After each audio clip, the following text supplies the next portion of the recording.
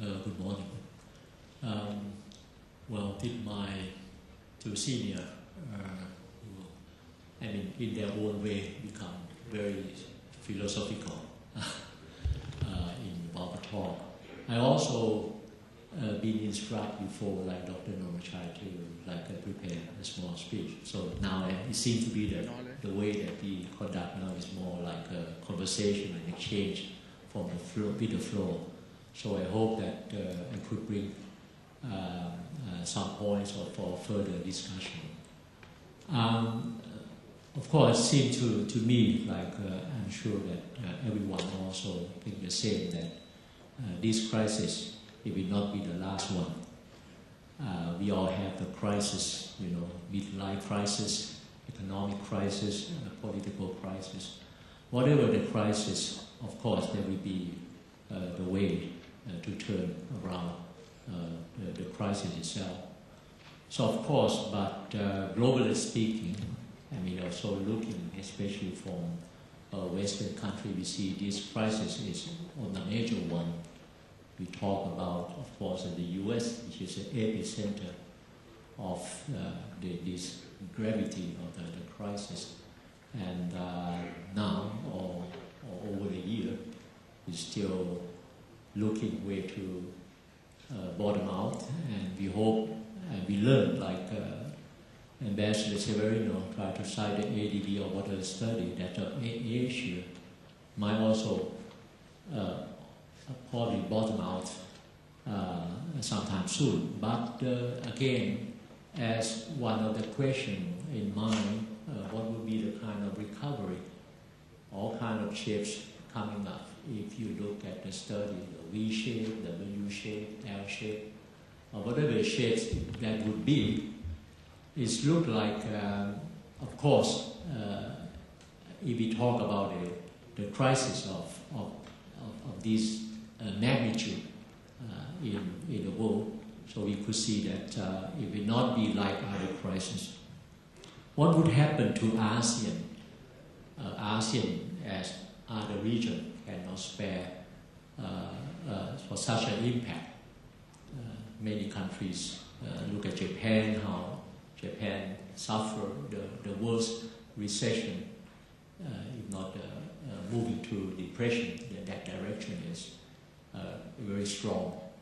China, although the package, I look at the newspaper this morning, they said, well, the package will not do any good much for neighboring countries.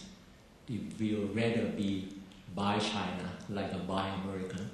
That kind of stimulus package will not help our Asian neighbors very much in short term.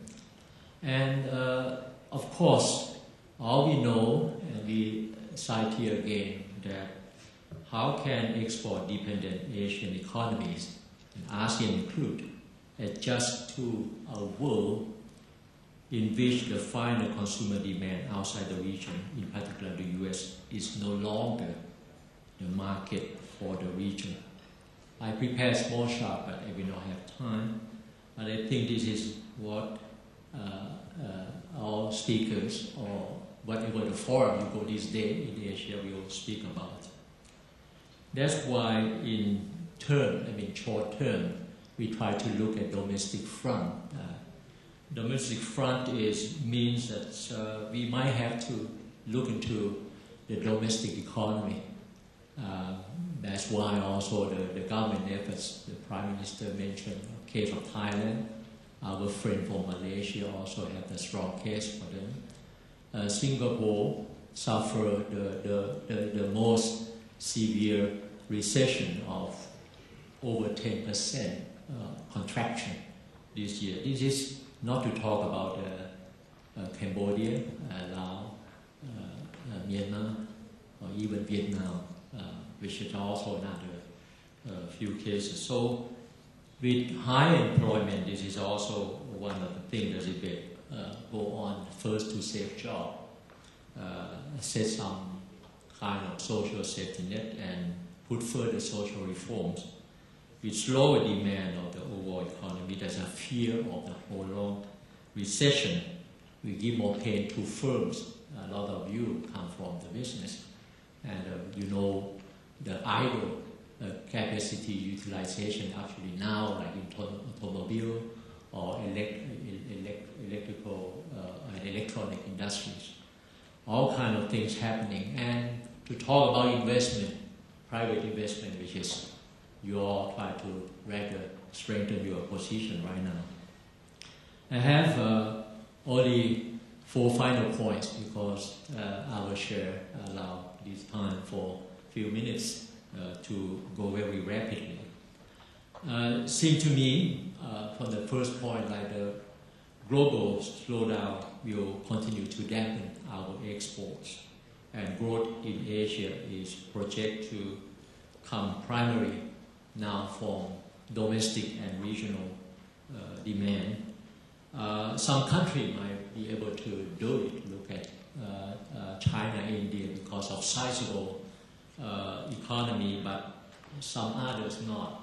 Look at Brunei or Singapore, very small economy. So adjustment will be different from one and another. Second, I think that any recovery from the domestic level can be achieved more substantially in the medium term through regional demand. But the question is still whether we can increase regional trade if the demand is still lying outside the region. But still, we have to look into the future potential growth of the region, because still Asia is still the engine of growth, and rise per capita income is still could support the future regional demand. So this is quite important, the rise of middle class in Asia, especially in China, India, and the ASEAN countries, all suggest intra-regional trade investment for final goods and services could increase much more in the years to come. So this is some note of optimism. Third, we could also ask for how much ASEAN and East Asia use economic integration. We heard Prime Minister's speech this morning wrongly on the strategic response to the crisis. And I think this is also quite important for us to look at the way China, India, Indonesia, or Japan play the G20, working toward the global financial architecture. China, India, still both emerging a major economy, pursuing important role for upcoming reform of global economic institutions. ASEAN +3 strengthen its regional financial architecture, the new version of CMI and Shanghai initiative. And ASEAN also assume increasing role and prosperity and centrality in the initiatives of putting the region together economically, whether it's ASEAN +3, +6. This is all initiatives show ASEAN, East Asia, assume increasing role in the regional and global economy. So in my, it seemed to me that ASEAN own economic integration and AEC by 2015 is also facing a daunting task, as a crisis might weaken own efforts to a single market and production base. There are several action plans now, from priority sector for integration down to achieving liberalization in trade goods, services, or investment agreement, or at risk of facing further delays of implementation. I think implementation is very important at the moment also for the grouping integration plan. Last but not least, and ASEAN in particular, I think is should use the crisis to turn into opportunities for future growth and development. We should also be more equitable and sustainable for environment and people of the region. I continue to say that the future regional integration in Asia and ASEAN should not only increase production, efficiency, and consumption quality, but also should protect the environment, the quality of life, reduce income gap, accelerating sizable investment in physical capital, appropriate technology, educating people, all key elements to make Asia getting better to live and to work in the long run. So somehow on the road, I think this is some kind of the rethinking about the growth model in ASEAN or in Asia in general, that we should be able to come up, as an also an important issue for us. Thank you. Thank you.